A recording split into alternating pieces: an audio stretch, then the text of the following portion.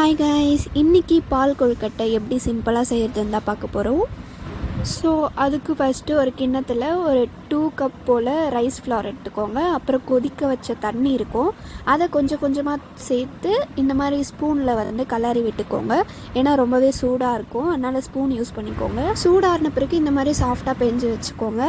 Next ஒரு பேனில் 3 cup போல் லைட்டான தேங்காய் பால் எடுத்திருக்கேன். நான் ஒரு தேங்காய் யூஸ் பண்ணி தான் தேங்காய் பால் எடுத்தேன்.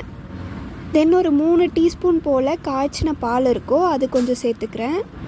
அப்புறம் அந்த பாயாசம் கொஞ்சம் கட்டியாக வர கொஞ்சமாக ரைஸ் ஃப்ளார் வந்து சேர்த்துக்கோங்க.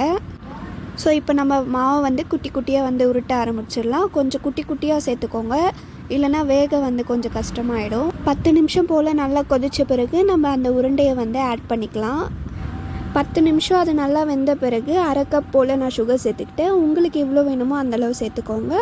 அப்புறம் சர்க்கரை நல்லா கரைஞ்ச பிறகு ஃபஸ்ட்டு எடுத்த கெட்டியான தேங்காய் பால் இருக்கும், அதை வந்து சேர்த்துக்கிட்டேன். நெக்ஸ்ட்டு வாசனைக்காக கொஞ்சமாக ஏலக்காய் பொடி சேர்த்து நல்லா மிக்ஸ் பண்ணிக்கிட்டேன். வாசனைக்காக கொஞ்சமாக ஏலக்காய் பொடி சேர்த்து நல்லா மிக்ஸ் பண்ணி 5 மினிட்ஸ் விட்டால் சூப்பரான பால் கொழுக்கட்டை ரெடி. இந்த மாதிரி நிறைய வீடியோஸ் பார்க்க என்னோடய சேனலை சப்ஸ்கிரைப் பண்ணிக்கோங்க. பாய்.